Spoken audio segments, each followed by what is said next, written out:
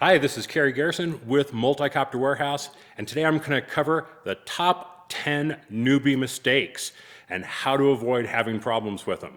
So first off, number 10, I know it's going to sound silly, but read the manual. The manual doesn't come with the copter, you just get a quick start guide.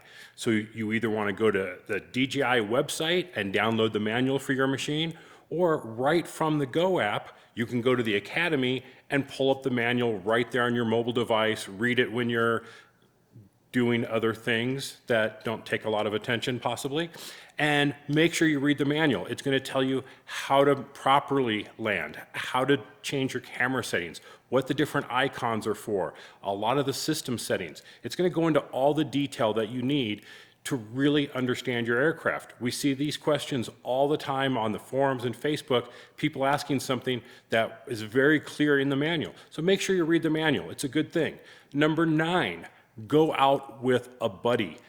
Have someone that's with you to help look out for the power lines, the trees, the buildings. Make sure you're safe.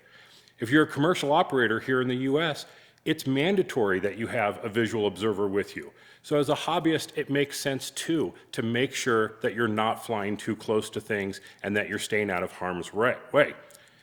Number 8, don't take off from metal objects. The big transformers on the ground, or a favorite of a lot of people, manhole covers, or top of your car, the bed of your truck. Taking off from metal objects is going to mess with your compass and is going to cause you problems. So make sure you don't take off from metal objects. Number 7, don't fly in windy conditions. I know it's tempting to get out there and get some cool footage when it's all nice and windy, but you're going to chew through battery faster, and as you climb in altitude, the wind is going to get worse. It may not feel bad on the ground, but it can be 4 or 5 times stronger once you're in the air, and if you're out too far, you might not be able to make it back. So avoid those high wind conditions. Look at the specs of your machine and understand what type of wind conditions you can actually fly in. Number 6, don't fly further than you can see it. If you're out way too far and you can't see it, you have no idea what's around you, whether it be birds, whether it be lines, trees, or other things that may cause you problems. So make sure you can see it so you know what's in your general area. Okay, down to number 5, we're halfway there. Be sure and land with 30% battery left. I know that seems like it's a whole lot, that, hey, I've still got another few minutes of flight time, but it's going to help you with a couple different things. Number 1, it's going to be easier on your batteries. If you're taking those batteries down to 3% every time you fly, you're putting excessive wear on the batteries. They're not going to have as many recycle times as you'd like. Next, it's going to ensure that you have a safety margin.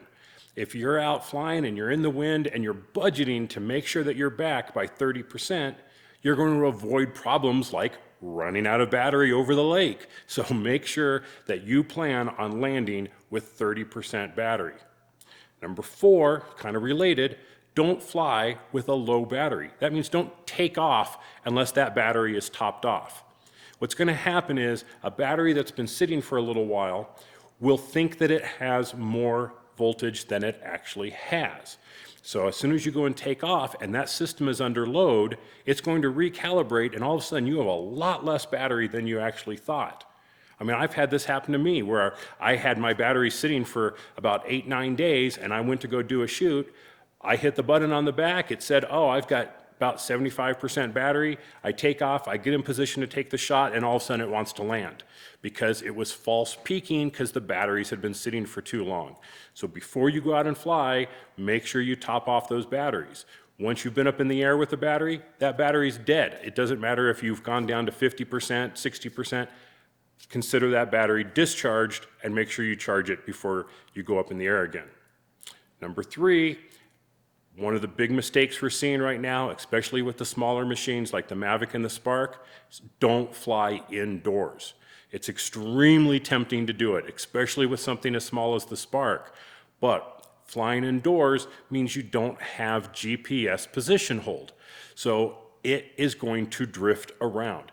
Now, sure, the specs say that it has visual position sensor, but it has to have a very good contrast. It has to be lit well. It has to be the right kind of surface for it to be able to hold that position. So it's definitely not recommended to fly indoors. Now, if for some reason you need to do it for a shoot, you better have a lot of experience flying without GPS mode, and you want to put prop guards on.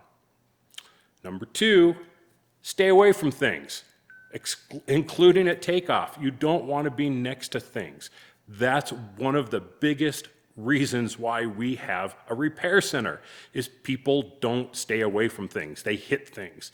If you simply stay away from stuff, you won't hit stuff, and if you don't hit stuff, you're not crashing. So make sure you stay away from things. That includes trees, buildings, cars, people, bushes, waterfalls, anything that you could possibly hit that's going to hit the machine and cause you to crash. Stay away from it. Number 1, wait for GPS lock. When you're taking off, you want to be in a nice clear area. You don't want to be right up against a building or a tree or underneath a tree. That's really bad. But wait for GPS lock. Now the system will come ready and say, ready to take off, no GPS. A lot of people take off right then because they can arm and get up in the air, but it doesn't know where the home point is. Wait till it goes green, says ready to fly GPS, and then wait a little longer until you have at least 10 satellites locked.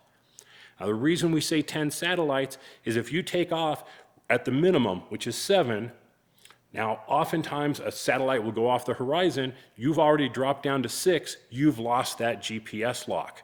Now the system doesn't know where home is all of a sudden.